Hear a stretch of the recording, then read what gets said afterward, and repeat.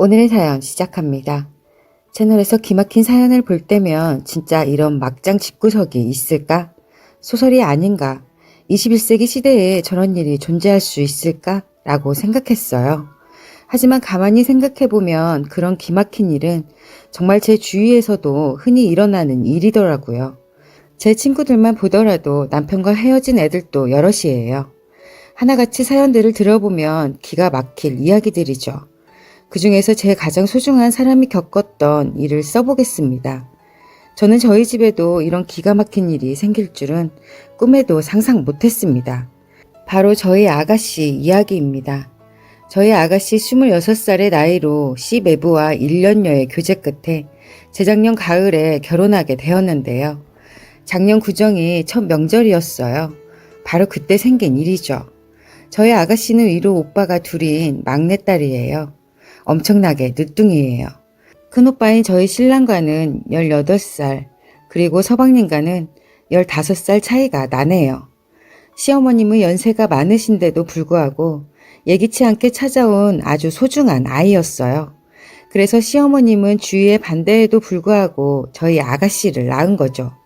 저희 시부모님을 비롯해서 저희 남편, 그리고 서방님까지 가족들 모두 아가씨 바라기였을 정도로 늦둥이 아가씨는 저희 집안의 보물입니다. 저랑 제 남편이 고등학교 때부터 커플이었어요.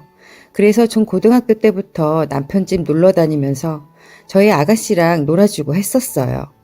저희 남편이나 서방님을 비롯해 남편 친구, 서방님 친구들도 저희 아가씨 보러 온다고 하루가 멀다 하고 집에 놀러 갔었고요.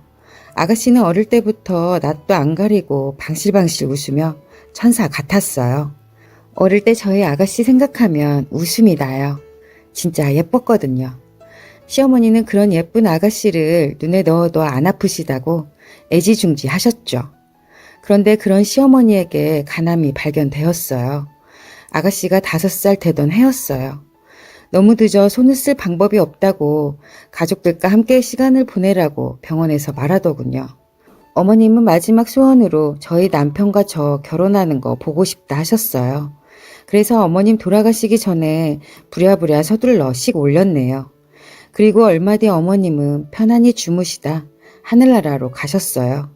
그런데 어머님이 돌아가시기 전에 제 손을 꼭 붙잡으시고 이런 부탁 미안한데 우리 여주를 좀 잘 봐달라고, 내 딸처럼 내 동생처럼 아껴달라고, 그리고 사랑해달라고 하셨어요.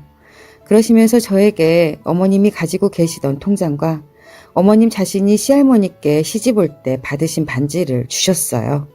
그때부터 시댁에 들어와 산지 벌써 21년째네요. 저희 아가씨는 제게는 남편의 동생이기 전에 저의 동생이고 또 저의 딸이에요. 솔직히 제게는 아가씨가 딸이라는 생각이 제일 크네요. 실제로 저는 아가씨한테 그렇게 대했고요. 그래서 저희 아들들도 아가씨를 고모보다 누나라고 생각하고요. 그리고 나이 차이도 많이 나지 않으니 그런 것도 있었죠. 저희 아가씨는 늦둥이라서 그런지 가끔 떼쓰고 어리광 부릴 때도 있어요. 하지만 예의에 어긋나는 짓은 하지 않고 착하고 바릅니다. 그래서 아가씨를 키울 때 손이 많이 안 가고 얼마나 편했는지 몰라요. 제가 아이들을 못 돌볼 때면 그 어린 것이 조카들을 봐주고 그랬어요. 그렇게 귀엽고 마냥 어린애일 줄만 알았던 저희 아가씨가 어느덧 커서 재작년에 시집을 갔습니다. 아버님과 저희 모든 식구들은 아가씨를 너무 예뻐해서 아가씨가 시집 갈 때 남부럽지 않게 다 해줬습니다. 물론 서방님네도 아가씨를 엄청나게 좋아해요. 그리고 저희가 아가씨한테 그만큼 해줄 여력도 있었고요. 제 생각에는 솔직히 아가씨가 원체 아까운 결혼이었어요. 팔이 안으로 굽어서 그러는 것도 있지만 여하튼 제 생각은 그랬습니다. 그런데 아가씨는 살면서 안 된다 하는 건 어느 정도 때를 쓰다가도 가족들이 안 된다고 단호하게 못 박으면 자기도 수긍하고 하지 않았거든요. 그런데 결혼만은 가족들이 반대를 해도 끝까지 밀어붙이는 거예요. 시매부를 너무 사랑한다고 하면서요. 그래서 어쩔 수 없이 허락하였습니다. 아가씨도 성인인데 평생을 저희가 끼고 살 수는 없고 언젠가는 시집을 보내야 한다는 생각은 하고 있었어요. 그런데 솔직히 아가씨가 아직 20대이니 결혼은 조금 천천히 하길 바랬습니다. 그리고 양가 상견례부터 심해부 집안이 마음에 안 들었지만 저희 아가씨가 사랑한다니 가족들 모두 다들 참고 넘어갔어요. 그런데 아가씨가 원체 단단하고 강한 척하는 성격이에요. 아파도 안 아픈 척, 슬퍼도 안 슬픈 척, 그렇게 행복한 척, 기쁜 척, 자기는 아무렇지 않은 척 하는 게 장점이자 단점이에요.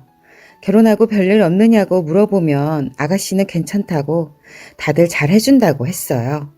그래서 아가씨 말이 정말일까? 라는 걱정을 했지만 너무 사랑하는 사람과의 결혼이었으니 아가씨가 정말 행복한 줄만 알았어요. 그렇게 가족들 모두 그렇게 생각했었어요. 그런데 작년 구정에 생긴 일이네요. 설전에 아가씨와 통화를 했어요. 명절에 언제 집에 올 거냐고 물어봤죠. 아가씨는 시집가고 첫 명절이라서 설날 당일에는 시댁에 가야 하고 친정에 아무래도 못 올 것 같다고 하더군요. 어떻게 될지 모르겠지만 설날 다음 날은 아마도 올 수 있을 것 같다고 하는 거예요. 그러냐고 알겠다고 했습니다. 설날 다음 날 아침이었어요. 서방님과 동서도 아가씨가 온다 하니 이번에는 동서네 친정에 설날 당일에 갔다가 다음날 아침 일찍 저희 집에 왔습니다. 다른 가족들이 다 모였으니 아가씨에게 언제 오느냐고 물어보려고 전화했지만 안 받는 거예요. 전화를 계속 했어요. 그래서 어찌어찌 통화가 되었는데 언니, 내가 나중에 전화할게요.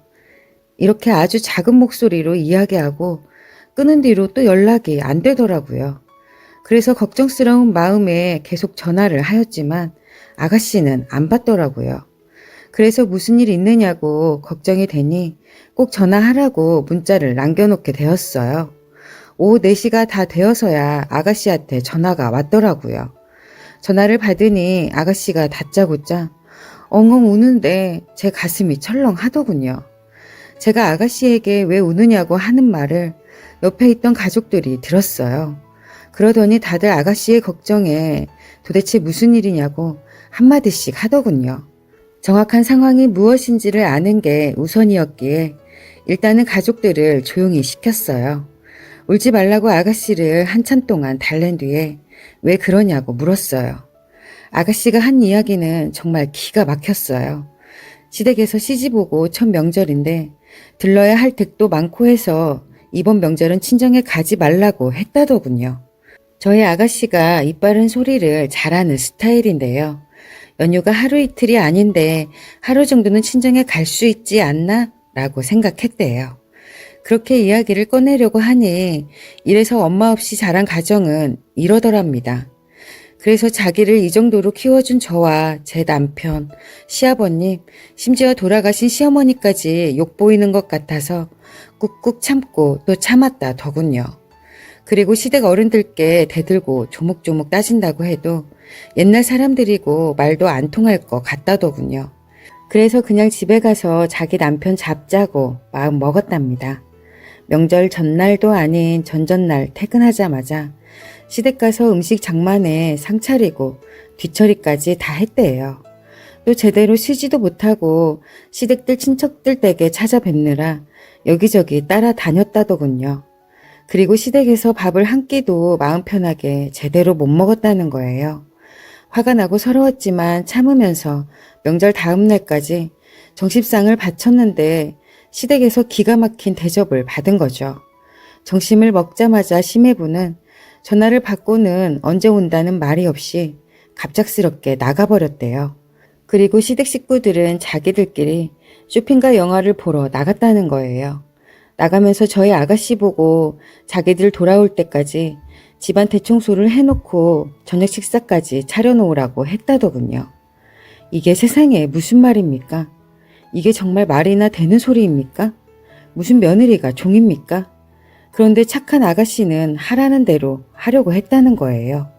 그래서 혼자 집에 남아서 정신상 치우고 집안 청소를 하다가 너무 힘들어서 쉬다가 그제야 저희에게 온 전화와 문자를 확인하고 저에게 전화를 한 거였어요. 전화에서는 제가 속상할까 봐서 진짜 아무 말 하지 않으려고 했는데 제 목소리 듣자마자 서러워서 울음이 터진 거였어요. 저는 아가씨에게 지금 갈 테니 시댁 주소를 문자로 보내라고 했어요. 그리고 아가씨와 전화를 끊자마자 저는 가족들에게 자초지종을 이야기했어요. 제 말을 들은 가족들은 모두 화를 내더군요. 저는 남편하고 둘이서만 아가씨의 시댁에 쫓아가려고 했어요. 그러자 시아버지께서 같이 가자고 하시더군요. 그런데 서방님하고 동서 그리고 저희 아들 둘도 같이 따라가겠다는 거예요. 종초부터 사돈댁에 몰려가는 게 좀 그랬지만 다들 아가씨 걱정에 따라 나선다는데 말릴 수가 없었어요. 그리고 속이 뒤집어져서 본때를 보여줄 요량으로 다 같이 가기로 했습니다. 저희가 도착하니 바보 같은 아가씨는 앞치마 입고 걸레를 손에 들고 문을 열어주는데 진짜 피가 거꾸로 솟는다는 게 어떤 기분인지 알겠더라고요. 아가씨가 손에 들고 있는 걸레를 빼앗아서 내팽개치고 나서 아가씨가 하고 있는 앞치마를 우악스럽게 벗겨내고 바닥에 던져버렸어요. 그리고 아가씨한테 다른 거 챙길 거 하나도 없으니 핸드폰이랑 지갑만 챙겨라 라고 했어요. 저희 아가씨는 그 말을 듣고 놀라서 이러지도 저러지도 못하고 있었어요. 그 사이에 저희 동서가 아가씨 핸드폰과 지갑을 어디서 찾아왔더군요. 그래서 아가씨 데리고 그 집에서 나가려고 하는데 사돈댁이 오셨더라고요. 그리고 심해부도 같이 있더군요.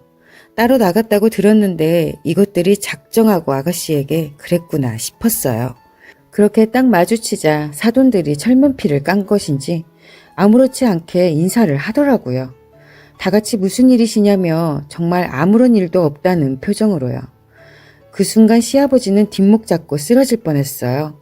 남편과 서방님은 고래고래 소리 지르며 우리 여주 키우는데 보태준 거 있냐? 왜 남의 집 귀한 자식을 명절인데 집에도 안 보내고 당신들 집에서 노예살이 시키는 거냐? 라고 따졌어요. 그런데 그쪽 집구석에서 나이도 먹을 만큼 어른이란 것들이 저희 아가씨가 집에 안 가도 되고 자신이 남아서 집 청소한다고 했다 이러는데 어처구니가 없더군요. 저희 아가씨 거짓말 절대 하지 않습니다.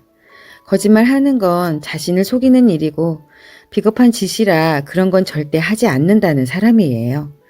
그리고 아가씨가 저희 집에서 가족들이 자기를 기다린다는 걸 아는데 집에 안 가도 된다고 할 리가 없잖아요. 완전히 사람 하나를 바보 만들어 버리더군요. 그 말 듣자마자 제가 너무 열이 뻗쳐서 심해부를 쳐다봤어요. 심해부가 사실을 이야기하고 잘못했다고 하길 바랬어요. 그런데 심해부는 저와 눈이 마주치자 고개를 돌려버리고 아무 말 하지 않더라고요. 순간 더는 참지 못하고 심해부에게 다가가 따귀를 양쪽으로 날렸습니다. 정말 온 힘을 다해서요. 그리고 이야기했습니다. 아가씨가 나한테 딸 같은 존재란 거 다 알지 않느냐고 했어요. 그런데 지금 네가 내 딸을 데려다가 도대체가 뭐하는 짓거리냐고 내가 네 집구석 마음에 안 들어도 내가 내 딸 사랑한다고 믿어달래서 소중하고 귀한 내 딸을 준 건데 이따위로 할 수 있느냐고 했어요. 너 같은 자식을 믿고 절대로 내 딸 못 주니까 내가 데려간다고 아들들한테 당장에 누나 데리고 나가라고 했습니다.